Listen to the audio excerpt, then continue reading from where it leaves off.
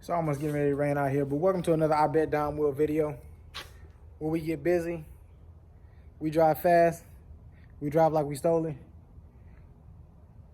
we get busy. So today what we're going to be talking about is the Edelbrock Victor 2 intake manifold. I know I did a video on this previously, but I've been getting a lot of questions lately. So my initial video, I wasn't very experienced with the manifold. I just threw it on there, made some tune adjustments, and hit the road running with it. So my last video, again, I don't got a lot of drive time or a lot of pros and cons outside of what I see on the dyno, which is improved power and improved torque. But now I can kind of tell you guys how it is on a mechanical level, what I'm experiencing, the pros, the cons, and everything that's in between. But before I even hit y'all with the let's get right into it, let's wait. Because I want to say a couple things going to piss a couple people off. For one, I don't want to see or hear about your comments about people, they got the manifold and they lost power. Look, let me tell you something. If you get any part, headers, exhaust, manifold, throttle body, if you get any parts and you don't have a revision for your tune or get the car tuned initially, stop posting comments instead of stuff like, oh, I know somebody, or I put the part on my car and I lost power. Well, if you didn't make any adjustments to your tune, what did you think was going to happen, Timmy? You're going to lose power because guess what? You had a great tune on a great car and you changed something. You changed a very important variable, airflow, and you didn't make any tune adjustments. What did you expect? Another thing, all this oil consumption talk and it's this and it's that. Somebody even put in the comments before that a mechanic told them that the oil catch can fills up a full cup off 1,000 miles. What? That's a mechanical error. Y'all got some other stuff going on. But let's get right into it. Let me take y'all to the beast. Let me flip this bad boy around. And just one more thing before I show y'all the beast, because I want to show y'all the beast so bad. But it's just crazy the comments that I see online that people comment either on my videos or other people's videos about how this part isn't worth it, that part isn't worth it. Look, if you don't have a good tuner in your city, or if you don't know anybody who can remotely tune your car decently, your opinion doesn't matter. Your facts are false. What you see is an illusion. If you go take a stock 392, a stock anything, if you put a tune on it, you're going to gain power. People getting headers, exhaust, throttle bodies, they're making the exact same power that I was making when I was stocking. I'm like, it's not a mechanical error. You don't have a bad setup. It's your tuner. So whenever y'all not seeing results after you get parts and a tune, sometimes it's going to be that the parts didn't do nothing, but most of the time it's going to be your tuner. So stop getting on here with all the hate comments about how headers are a waste, exhaust is a waste. Everything is a waste if your tuner is shitty. It's about to start raining on me, but this thing clean even when it's dirty. Anyhow, so we're going to start with some of the pros and the cons, and we're going to mix it up, flip it up, and explain a whole lot of what's going on under the hood. So let's start with the intake, since this is a part of my manifold in a sense. So I went from I think it was a 3-inch or a 3.5-inch intake to a 4-inch because this motor wanted way more air. I'm also running a 92 millimeter throttle body. It's the stock Hellcat throttle body is what I'm running currently. One con that I just found out over the course of the last 2 weeks or one week and a half, whatever the case is that whenever I had the tube that goes here to here, I was noticing some oil residue inside of my intake. So I took this off, I filled some oil, and I didn't like it. So what I did was I put a vacuum cap here temporarily, and I put this little strap just so it won't get sucked in there, even though it shouldn't, just to be safe. And I have this cap here, so again, no air is coming in through the intake other than where it's supposed to be coming from. Now, one thing that I did notice and that was recommended to me was running 2 catch cans or running a catch can and a breather. Now, I've been looking into the Mighty Mouse oil catch cans, and them things are amazing. So I'm thinking about ordering a Mighty Mouse catch can and putting it on this side, and taking my Speed Logics and just slapping it on this side, since it's less oil that's actually traveling through here. Now, when it comes to the Edelbrock Victor 2, I love it. Whenever it came to the dyno results between the stock manifold and the Edelbrock manifold, I'm getting about a 20 foot-pounds of torque difference from the Edelbrock. The horsepower, I mean, it maybe give me like 1 or 2 more horsepower, which is not really anything to brag about, but the torque is what makes this intake what it is for me personally. Also, if I do decide to spray the car, like I discussed in the previous video, the Edelbrock is already set up for me to, the Edelbrock is basically set up for me to have my final setup without having to do a whole lot of changing, a whole lot of upgrading, other than making modifications to a lot of things that I already have. Now, full disclosure, before I go with spray, I do plan on turning this into the fastest naturally aspirated Hemi, not only in Texas, but in the nation. So if y'all here, stay tuned.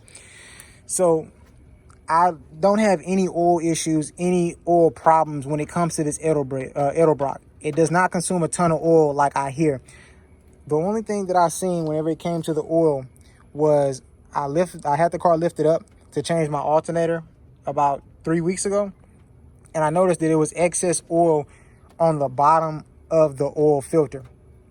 I didn't know where it was coming from or how it got there. I got an oil change and the problem was gone. What I did notice is that it didn't even have any line, like any oil streams showing that it was dripping from somewhere. But after further review, the oil filter was just a little bit looser than it needed to be. Instead of it being hand tied, it wasn't torqued down correctly. So since the oil change, everything's been fine. Everything's been good to go.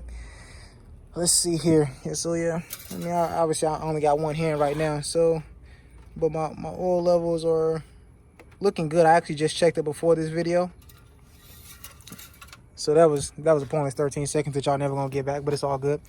So the next thing that I'm going to discuss is actually the drivability of it. The amount of torque that you get on the hit is second to none. I know a lot of people want to say, oh man, is your car faster than the Hellcat? Is your car faster than the Hellcat? Which I'm gonna post some racing videos towards the end of this. But just so everybody know where we're at right now with the Hemi is, we're over 600 horses to the wheels, all motor. We're not spraying, we're not doing no funny business. Another thing is that for a lot of people that, you know, comment on a lot of different videos asking, what is this, what is that? This here tests my ethanol content. This isn't some nitrous setup or whatever the hell people think it is. So I'm not even sure how good or not good it looks in here, but let's get in. It's been a minute since I put y'all in the cockpit of this bad boy, right? I wish there's a way to turn that 6 to a 7.3. Y'all can get that message. I didn't read that through the lines. Let me see if we can get some footage this time. Okay, cool. It's showing up a little bit clear. So right now our content level is at 81.6. I just got done driving the car maybe about 45 minutes ago. I need to go get some gas actually before I start hitting on it. Let's do a startup for you guys.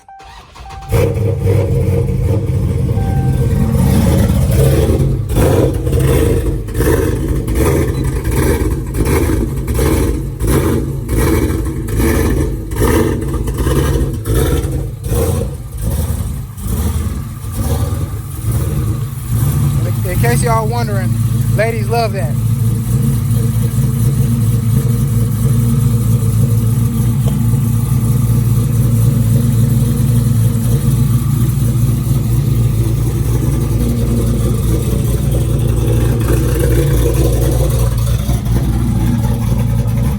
I got a neighbor across the street that just pulled this up not too long ago, maybe about a week ago, but he don't want no smoke.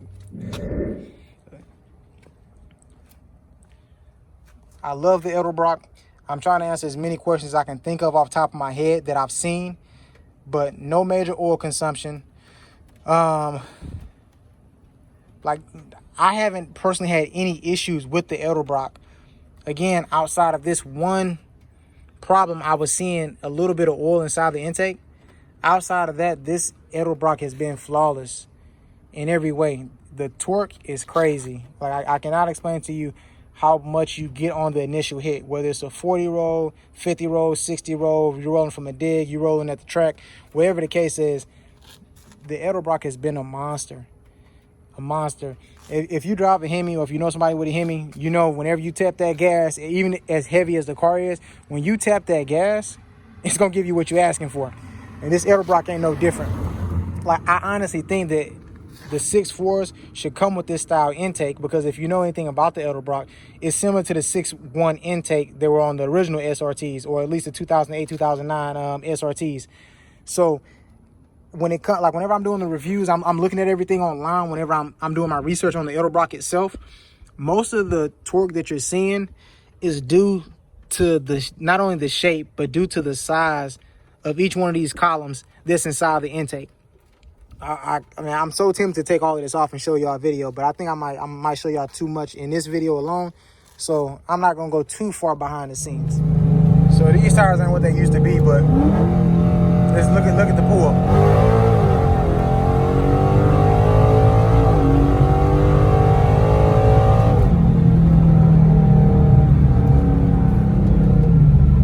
The torque with this Edelbrock Manifold is a beast. Even though the torque numbers are already high on the Hemis, from my experience, it's just that I don't know, man. It just feels so good. So let's see if I can do a little launch. I mean, we on ball tires, and I ain't talking slicks.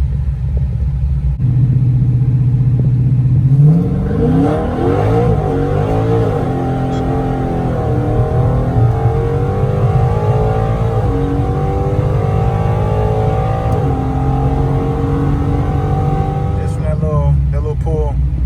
It was a 2.7 0 to 60. I'm not sure how accurate or inaccurate it is. I'm gonna have to look at the video whenever I stop. But that was just 2.7 0 to 60 from what y'all just seen on that pull. I got here and get the book in it though. It's starting to rain out here, and I'm on these bald head ass tires. So thank y'all again for attending another I Bet Dom Wood video. Obviously, y'all see we get busy. I think I might go ahead and drop another race video after this if y'all stayed this long. I think y'all deserve the special features. Anyhow, the next video that I'm bringing to y'all is either going to be something crazy that's going to be added, some track times, some track runs. Hell, I don't know, man. We got so much content just stacking up. But I might do what mods are most important when starting to mod your Hemi. It's easy to go ahead and slap some forged pistons in there and supercharge this bad boy. But to really build a car, really build a Hemi that's gonna last and that's gonna produce crazy power, we might be on to something.